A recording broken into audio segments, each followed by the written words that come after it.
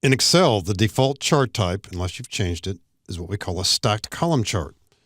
Perhaps like the chart to the right here of the data that we see in this worksheet called year data. And anytime you create a chart quickly, either with the keystroke shortcut Alt F1 or F11, you will get a stacked column chart unless you've decided that that's not the chart you need most often. So just as a quick example and a reminder here, this data is highlighted. I want a chart quickly. I'll press Alt F1 or F11. I'll get a chart Alt F1 on this sheet. If I had pressed Alt F11, get the same kind of a chart on a different sheet, a stacked column chart. But let's suppose I've been working with charts for a bit and I found that in my organization, I prefer, and others do too, a stacked bar chart or a clustered bar chart. So I'm going to switch this chart by way of change chart type to bar chart, clustered bar. Now, that's the chart type that I'm going to be using most often. It doesn't mean that I can't override it. Of course, anytime we can go back to change chart type and change this to whatever we want. But if from now on, if we want the default chart setting, that means that anytime we've selected data and press Alt F1 or F11, the chart we will get from now on is going to be a clustered bar chart. So with this chart being selected, we'll go to change chart type and right click on clustered bar, set as default chart. Click OK. No changes on the screen at all right now. Let's imagine we possibly delete this chart. We'll delete the chart to the right too, maybe some others. We're about to create a new chart. Maybe I'll just use it for 2 columns, but I want to create a chart quickly. I'm only interested in showing domestic in Europe here for all 12 months. I'll press Alt F1, our keystroke shortcut for creating a chart on the worksheet.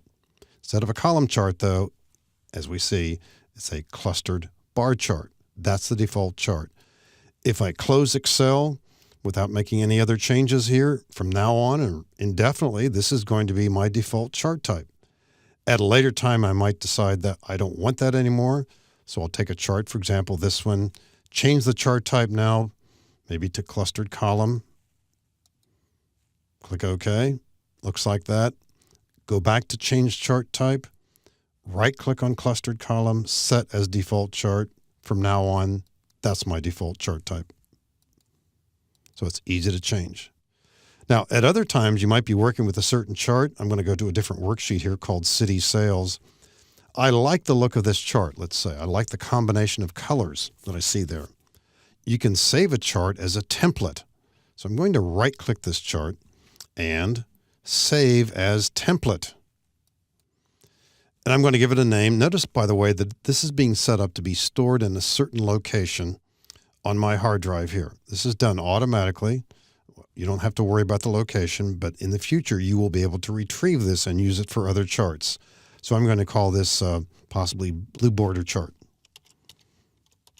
And maybe to be even more specific, blue border stacked column chart. Of course, you can name it anything you want and save. So I'm on a different worksheet. I've got this data here and nothing wrong with that. But maybe I say to myself, you know, I'd like to have this look sort of like that other chart that I have.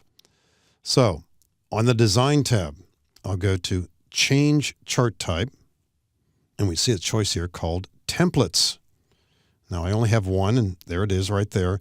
Now you're not seeing all the colors here because I've only got 2 entries chosen, domestic and Europe, but nevertheless we see this choice. It looks like the other one. It had a blue border. It's a stacked column. The inside was sort of that orange color. Click OK. And there it is. We changed this into that other template. Now, if I add other data, I'm going to add Asia by dragging the lower right-hand corner of that selected area over there.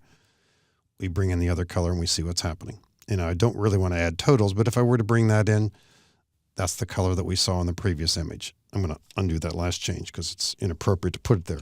But the point is we've got access to this template every time we go to change chart type. And of course, you might have additional templates. I only added one, but there certainly can be others as well too. So we can get to templates pretty easily that way.